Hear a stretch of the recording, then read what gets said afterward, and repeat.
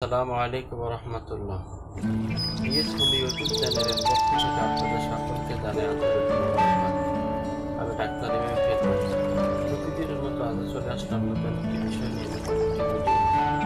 আজকে আলোচনা করব মাইগ্রেন বা কপালি ব্যথা।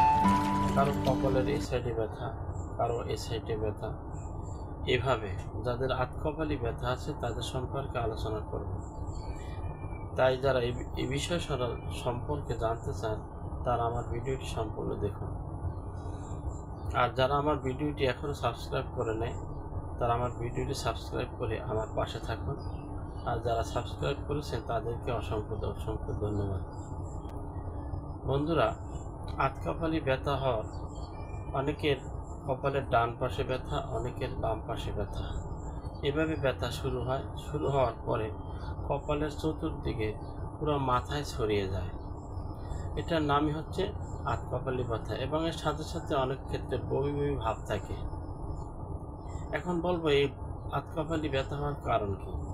আতকপালি ব্যথা হওয়ার কারণ হচ্ছে, এক নম্বর যে কারণ সেটি হচ্ছে মানসিক চাপ, অত্যাধিক মানসিক চাপ, বিভিন্ন কারণে মানসিক চাপ। দ্বিতীয় নম্বরে হচ্ছে অত্যাধিক রোদে ঘোরাফেরা করা। বিনা কারণে অনেক মানুষ দেখা যায় রৌদ্রের ভিতরে, প্রচণ্ড রৌদ্রের ভিতরে ঘোরাফেরা করে, এই কারণে আতকপালি ব্যথা হতে পারে। দ্বিতীয় নম্বরে হচ্ছে রোদে ঘোরাফেরা করা।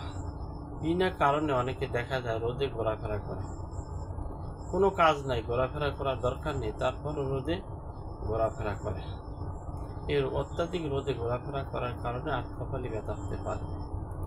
তৃতীয় নম্বরে যে কারণটির কথা বলবো সেটার কারণটি হচ্ছে ঘুম না হওয়া।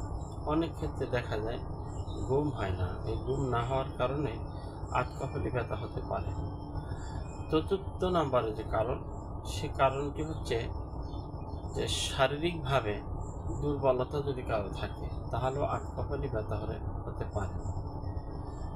বিশেষ করে যারা অত্যাধিক রোদের ভিতরে ঘোরাফেরা করেন এবং মানসিক দুশ্চিন্তা, বিভিন্ন টেনশন যাদের থাকে তাদের এই আতকপালি ব্যথা হতে পারে। এই আতকপালি ব্যথা থেকে দূর হওয়ার জন্য, আতকপালি ব্যথা থেকে বাঁচার জন্য আমি আপনাদের মাঝে দুইটি জার্মানি ওষুধ নিয়ে এসেছি। দুটি জার্মানি ওষুধ সম্পর্কে আলোচনা করব, যে ওষুধ দুটি ব্যবহার করলে আপনারা আতকপালি ব্যথা থেকে বেঁচে যাবেন। এর মধ্যে এক নম্বরে যে ওষুধটির কথা বলবো সেটি হচ্ছে R16। এই ওষুধটি জার্মানি ওষুধ নেবেন, ডাক্তার রেকোই কোম্পানির নেবেন। এই ওষুধটি 10 ফোঁটা করে 3 বার খাবার আধা ঘন্টা আগে আধা কাপ ফোটানো পানির সাথে মিক্স করে খাবেন। খাবার আধা ঘন্টা আগে খাবেন। কিশোররা 7 ফোঁটা করে 3 বার খাবার আধা ঘন্টা আগে খাবেন, আধা কাপ ফোটানো ঠান্ডা পানির সাথে মিক্স করে খাবেন। দ্বিতীয় নম্বরে যে ওষুধটির কথা বলবো এটি হচ্ছে BC 12X, অর্থাৎ বায়ো কম্বিনেশন 12X। এই বায়ো কম্বিনেশন 12X এই ওষুধটি 4টি করে ট্যাবলেট দৈনিক 3 বার খাবার আধা ঘন্টা পরে খাবেন, কুসুম গরম পানির সাথে খাবেন। দ্বিতীয় নম্বরে বললাম BC 12X এই ওষুধটি। দ্বিতীয় নম্বরে যে ওষুধটির কথা বলবো এই ওষুধটি 20X, অর্থাৎ 12X 4টি করে ট্যাবলেট দৈনিক 3 বার খাবার আধা ঘন্টা আগে অথবা পরে খাবেন। এইভাবে যদি ওষুধগুলো নিয়মিত খান তাহলে ইনশাল্লাহ আপনাদের আতকপালি ব্যথা ভালো হয়ে যাবে, থাকবে না। আশা করছি ভিডিওটি আপনাদের অনেক উপকারে আসবে।